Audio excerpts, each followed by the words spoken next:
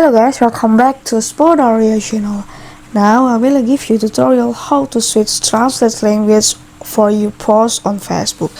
And before that I wanna ask you, how are you guys?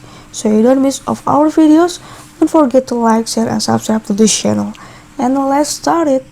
First we go to the Facebook application here.